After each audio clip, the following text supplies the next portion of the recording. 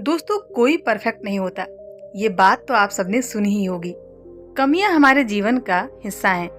वो हमें बेहतर इंसान बनने का मौका देती हैं। जब इंसान अपनी कमजोरियों को जान लेता है तब वो उसकी ताकत बन जाती है। ये बात इस कहानी के माध्यम से मैं आप सभी को समझाने की कोशिश करूंगी।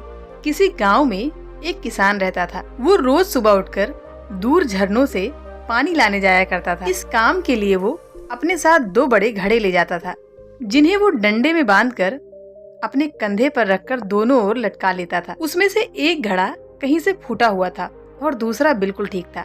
इस वजह से रोज घर पहुँचते पहुँचते किसान के पास सिर्फ 1.5 घड़ा पानी ही बच पाता था, और ऐसा पिछले 1 सालों से चल रहा था। सही घड़े को इस बात का घमंड था कि वो पूरा पानी घर तक पहुंचाता है और उसके अंदर कोई कमी नहीं है।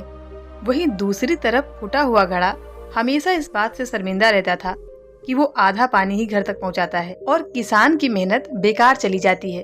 फूटा हुआ घड़ा ये सब सोचकर बहुत परेशान रहने लगा। एक दिन उससे रहा नहीं गया। उसने किसान से कहा, मैं बहुत शर्मिंदा हूँ और मैं आपसे माफी मांगना चाहता हूँ। क्यों? तुम किस बात से शर्मिंदा हो? किसान ने पूछा। शायद आप नहीं जानते कि मैं एक जगह से फूटा हुआ हूँ और पिछले 1 सालों से मुझे जितना पानी घर पहुँचाना चाहिए था उसका आधा ही पहुँचा पाया हूँ। मेरे अंदर बहुत बड़ी कमी है जिसकी वजह से आपकी मेहनत बर्बाद हो रही है। फूटे हुए घड़े ने ये सब बहुत उदास मन से कहा। किसान को घड़े की बात सुनकर थोड़ा दुख हुआ। उसने कहा, कोई बात नहीं, मैं चाहता हूँ कि आज लौटते वक्त तुम रास्ते पर लगे हुए सुंदर फूलों को देखो। घड़े ने वैसा ही किया। वो रास्ते पर सुंदर फूलों को देखता हुआ आया। ऐसा करने से उसकी कुछ उदासी दूर हुई, पर घर पहुँचते पहुँचते उसके पास फिर आधा पानी ही बचा था। वो मायूस हो गया और किसान से क्षमा मांगने लगा। किसान बोला, शायद तुमने ध्यान नहीं दिया। रास्ते में जितने फूल लगे थे वो तुम्हारी ही तरफ थे। सही घड़े की तरफ एक भी फूल नहीं था, और ऐसा इसलिए क्योंकि मैं हमेशा से तुम्हारे अंदर की इस कमी को जानता था और मैंने इसका लाभ उठाया।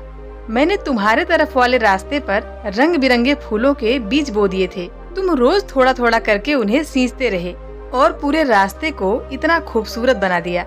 आज मैं तुम्हारी वजह से इन फूलों से भगवान की पूजा कर पाता हूँ। अच्छा, तुम ही सोचो, अगर तुम जैसे हो वैसे नहीं होते तो क्या ये सब मैं कर पाता?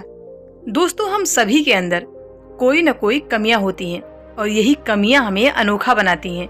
उस किसान की तरह हमें भी हर किसी को वो जैसा है उसे वैसा ही स्वीकारना चाहिए और उसकी अच्छाई की तरफ ध्यान देना चाहिए।